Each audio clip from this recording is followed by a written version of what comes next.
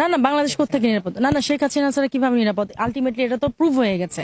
এবং এরকম এরকম যারা কথা বলে যে মানে আওয়ামী লীগকে পুনর্বাসিত করা উচিত এখন, who the hell you people talking like this? আপনারা কে এরকম কথা বলার? আওয়ামী লীগকে পুনর্বাসন আওয়ামী লীগ দেশে আছে, শুধু আওয়ামী লীগের যে কান্ডারি তাকে হচ্ছে আপনার কিছুদিনের জন্য অনুপস্থিত দেখছেন, উনি আবার আসবে হিরোর বেশে। এবং আরেকটা কথা বলতে চাই, আপনারা যেটা বলছেন যে রিফাইন্ড আওয়ামী লীগ বলতে কিছু নেই। দালাই লামার মতো মানুষ, উনি যদি 80-90 বছরে কোনো দেশে মন্ত্রিত্ব করতে পারেন, উনি কি দোষ করেছেন? আপনারা কেন ওনাকে বাদ দিয়ে চিন্তা করছেন? ও আসলে আপনাদের ভয়টা ওখানে, উনি যে দেশে নারী নক্ষত্র জানে।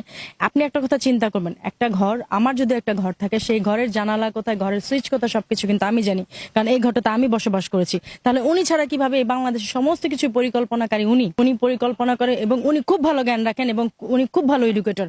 আপনি দেখবেন আওয়ামী লীগের হচ্ছে আগে একটা অনুষ্ঠান ছিল, সেটা হচ্ছে let's talk with Sheikh Hasina. হ্যাঁ, সেই অনুষ্ঠানে আপনি দেখেছেন উনি জবাবদিহিতার জায়গা প্রত্যেক জায়গায় রেখেছেন, কারণ উনি দিতে পারবেন বলে উনি কৈফিয়তের জায়গায় রেখেছেন। সেখানে আপনার যত ইউথ পিপল আছে সবাই যেত ওনার কাছে বিভিন্ন রকম কোশ্চেন করতে, এবং প্রত্যেকটা কোশ্চেনের উত্তর উনি খুব সুন্দর করে দিয়েছেন।